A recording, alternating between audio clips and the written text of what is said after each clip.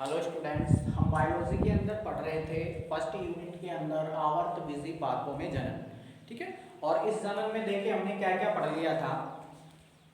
Mostly दो प्रकार का जनन पाया जाता है आवर्त बीजी पादपों में, अलैंगिक जनन और लैंगिक जनन। अलैंगिक जनन की मोस्टली दो विधियों के बारे में हमने चर्चा की पिछले वीडियोस के अंदर, जिसमें अनिषेक बीजता और कायिक जनन, कायिक प्रवर्धन। ठीक है, जिसमें कायिक प्रवर्धन, एक प्राकृतिक कायिक प्रवर्धन और एक कृत्रिम कायिक प्रवर्धन की जो विधियां हैं और उनके एग्जाम्पल्स हैं वो हम पढ़ चुके हैं। ठीक है, अब फ्लावरिंग प्लांट्स हैं या आवर्तबीजी प्लांट्स के अंदर मोस्टली जो लैंगिक जनन है, सेक्सुअल रिप्रोडक्शन है, उसकी बात करेंगे। देखिए लैंगिक जनन क्या है। अलैंगिक जनन की हमने बात कर ली थी, बिना युग्मक संलयन और बिना अर्धसूत्री विभाजन के होने वाला जनन है वो अलैंगिक जनन होता है। जबकि लैंगिक जनन की बात करें, लैंगिक जनन, ठीक है, तो ये लैंगिक जनन मोस्टली सब जो है हमारे पास में अर्धसूत्री विभाजन, अर्धसूत्री विभाजन एवं युग्मक संलयन, क्योंकि देखिए बेटा अर्धसूत्री विभाजन से युग्मक बनेंगे और फिर युग्मकों का संलयन होगा। ठीक है, युग्मक संलयन के द्वारा होने वाला जनन होता है। अर्थात मैं ये कह सकता हूं अर्धसूत्री विभाजन और युग्मक संलयन द्वारा होने वाले जनन को ही क्या कहते हैं, सेक्सुअल रिप्रोडक्शन कहते हैं, लैंगिक जनन कहते हैं। देखिए लैंगिक जनन के अंदर सबसे इंपॉर्टेंट जो घटना होती है एक अर्धसूत्री विभाजन की, जो जनन कोशिकाएं होती हैं उनमें अर्धसूत्री विभाजन होता है। जैसे एक जनन कोशिका है, इसमें अर्धसूत्री विभाजन से अगुणित कोशिकाएं बनती हैं जिनको बोलते हैं युग्मक।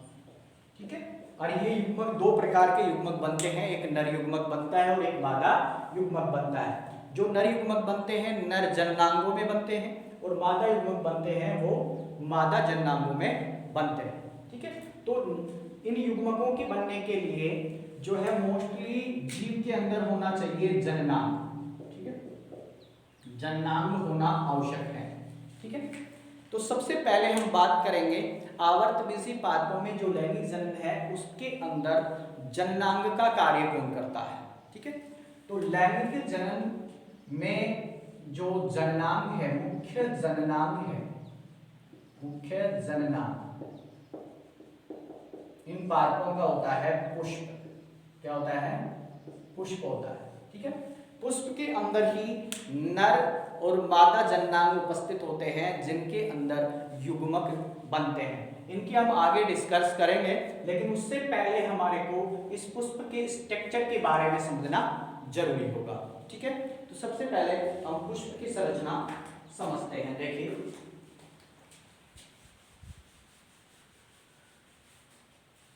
पुष्पी जो प्लांट हैं जिनमें लैंगिक जनन होता है उसका मुख्य अंग पुष्प होता है, लैंगिक अंग पुष्प होता है। ठीक है, देखिए पुष्प के बारे में कुछ जनरल जानकारी अगर हमारे को होना जरूरी है कि पुष्प है, पुष्प मोस्टली बनता किससे है। पुष्प पादप का जो प्रहर भाग है का रूपांतरित होता है।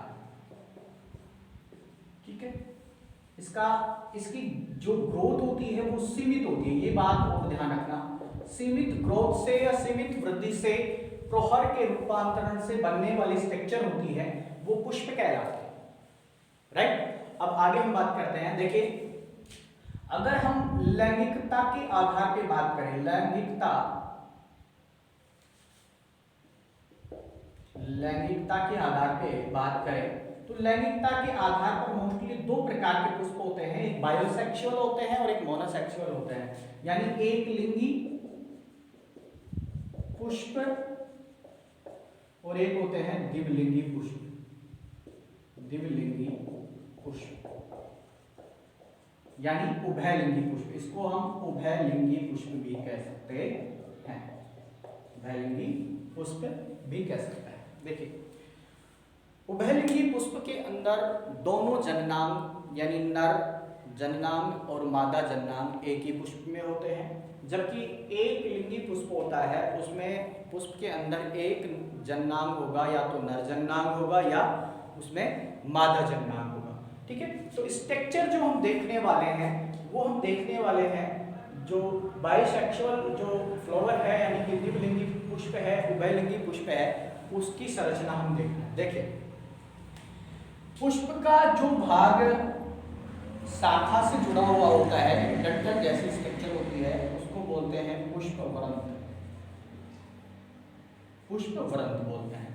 और इस पुष्पवृंत का ऊपरी भाग जो इसका शीर्ष भाग थोड़ा सा फूला हुआ होता है, जिसपे पुष्प लगा होता है या पुष्प बैठा होता है, उसको बोलते हैं पुष्पासन। पुष्पासन, पुष्पासन, ठीक है। अब फ्लावर स्टार्ट होता है, पुष्पासन के ऊपर फ्लावर होता है, ठीक है। फ्लावर में मोस्टली देखें 4 चक्र होते हैं, 4 चक्र, यानी 4 मुख्य चक्र होते हैं पुष्प में, जिनको 2 भागों में बांटा गया है, ठीक है। जिनमें 2 चक्र हैं जो बाहर की ओर होते हैं, बाहर की ओर होते हैं, इनको तो बोलते हैं सहायक चक्र। और जो 2 अंदर की ओर होते हैं, 2 चक्र जो अंदर की ओर हैं, अंदर हैं, वो होते हैं आवश्यक चक्र। आवश्यक चक्र।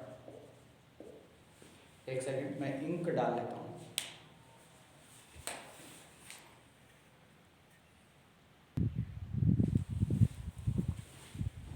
देखिए स्टूडेंट्स, मैं बता रहा था आपको कि जो बाहर का जो चक्र है वो सहायक चक्र होता है, ठीक है। और इस सहायक चक्र में 2 प्रकार के स्ट्रक्चर्स होते हैं, ठीक है। देखिएगा पहले ये जो बाहर की ओर ये जो चक्र है सबसे बाहर, ये मोस्टली ग्रीन रंग का होता है, ठीक है। कुछ में कलर्स होते हैं लेकिन ये मोस्टली अधिकांशतः ग्रीन रंग का ही होता है। इसको बोलते हैं बाह्य दल, बाह्य दल पुंज, ठीक है, यानी कैलेक्स होता है, ठीक है। देखिए ये सारे मिलकर कैलेक्स कहलाते हैं, ठीक है।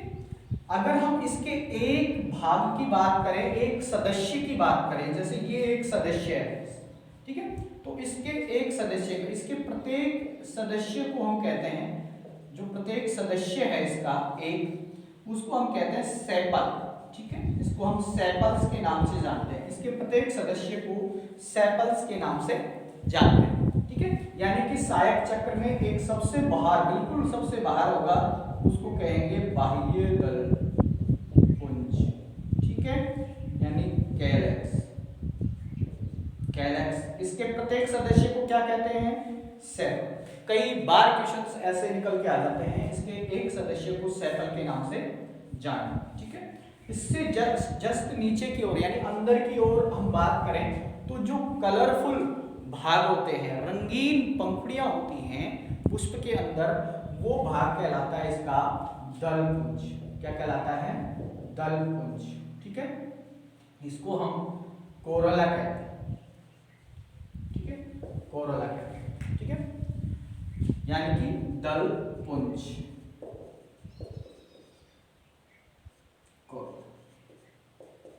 ठीक है। इसके भी प्रत्येक सदस्य को, जैसे ये एक सदस्य है, इस सदस्य को हम पेटल के नाम से जानते हैं, ठीक है, पेटल्स कहते हैं इसको, पेटल्स के नाम से जानते हैं, ध्यान रखें, ठीक है। इनमें से भी बहुत बार क्वेश्चन पूछे गए हैं, ठीक है। ये तो हमारे पास में हो गए सहायक चक्र के, ठीक है। अब हम बात करेंगे इसके जो आवश्यक चक्र है, बहुत इंपॉर्टेंट। देखिए हम पुष्प की बात कर रहे हैं, पुष्प में लैंगिक जन्म की बात कर रहे हैं, तो लैंगिक जन्म में सेक्सुअल ऑर्गन भाग लेंगे।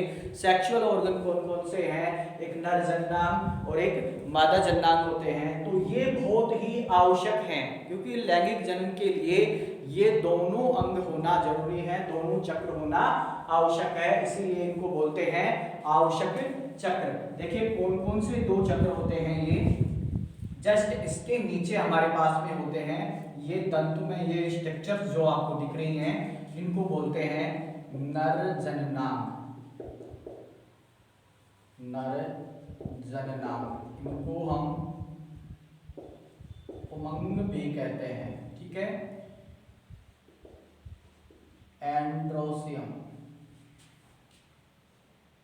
ठीक है, एंड्रोसियम, एंड्रोसियम के नाम से भी इसको जानते हैं। ठीक है, इसके भी प्रत्येक जो सदस्य हैं उसको पुंकेसर कहते हैं। क्या कहते हैं? पुंकेसर।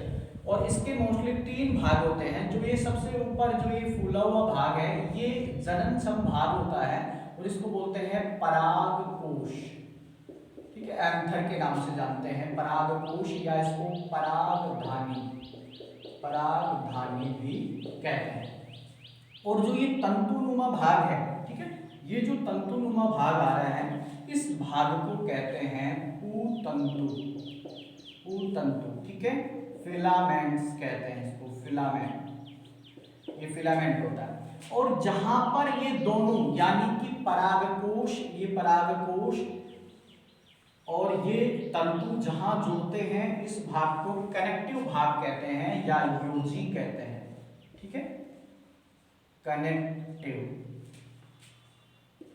कनेक्टिव भाग कहते हैं, यानी योजी के नाम से इसको जानते हैं। ठीक है, तो ये हमारे पास में इसका जो आवश्यक चक्र में 2 चक्र हैं, उसका पहला जो चक्र होगा हमारे पास में पुमंग होंगे। ठीक है, पुमंग, इसको एंड्रोसियम कहते हैं।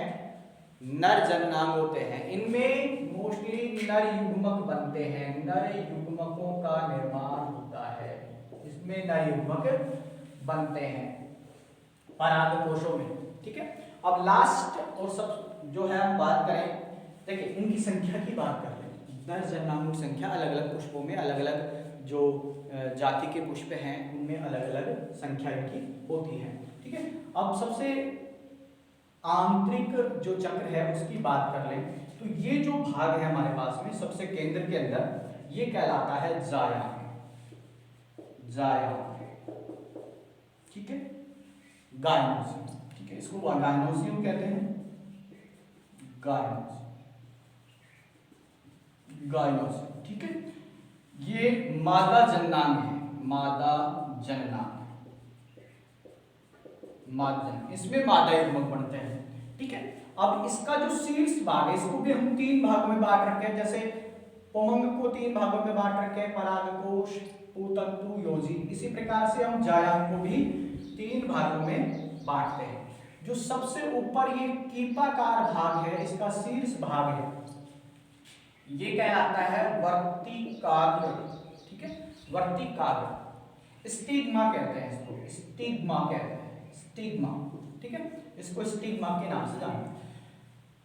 इसके जस्ट नीचे एक नलिकाकार पतला एक सक्रिय नलिका के समान जो स्ट्रक्चर होती है इसको हम बोलते हैं वर्तिका। ठीक है, स्टाइल के नाम से जानते हैं,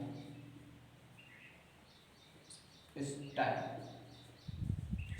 ठीक है, ये वर्तिका है। और ये जो सबसे नीचे जो ये फूला हुआ भाग है, ये फूला हुआ भाग कहलाता है अंडाशय। इसको बोलते हैं ओवरी। ठीक है, ये ओवरी होती है, यानी इसके 3 भाग है। सबसे ऊपर वाला वर्तिकाग्र, मध्य का जो सक्रिय नलिका का भाग है वर्तिका, तो सबसे नीचे जो फूला हुआ भाग है वो अंडाशय। देखिए इस ओवरी वाले भाग के अंदर ही बीजांड होते हैं। ठीक है, ये बीजांड है, बीजांड। ठीक है, इनको मोस्टली मादा युग्मक जो बनने की जो धानी होती है, ठीक है, जिसको बोलते हैं गुरु बीजाणु धानी। ठीक है, वो गुरु बीजाणु धानी के नाम से भी इनको जानते हैं। ठीक है, तो ये हमारे पास में पुष्प के स्ट्रक्चर हो गए। तो लैंगिक जनन में मुख्य रूप से नर जननांग और मादा जननांग काम में आते हैं, भाग लेते हैं। नर जननांग पुमंग होते हैं जिनमें नर युग्मक बनते हैं, मादा जननांग जायांग होते हैं जिनमें मादा युग्मकों का निर्माण होता है। अब नर युग्मक और मादा युग्मक जो है किस प्रकार से बनते हैं और कौन से भागों में बनते हैं, जैसे कि नर युग्मक हमारे पास में जो है नर जननांग पुमंग में बन रहे हैं, तो पुमंग की संरचना, ठीक है, इसमें किस प्रकार से नर युग्मक बनते हैं, और मादा युग्मक जैसे जायांग में बनते हैं तो जायांग की स्ट्रक्चर यानी संरचना, और मादा जननांग किस प्रकार से परिवर्तित होते हैं, किस प्रकार से बनते हैं, उनकी क्या स्ट्रक्चर होती है, ये हम नेक्स्ट वीडियो के अंदर बात करेंगे। धन्यवाद।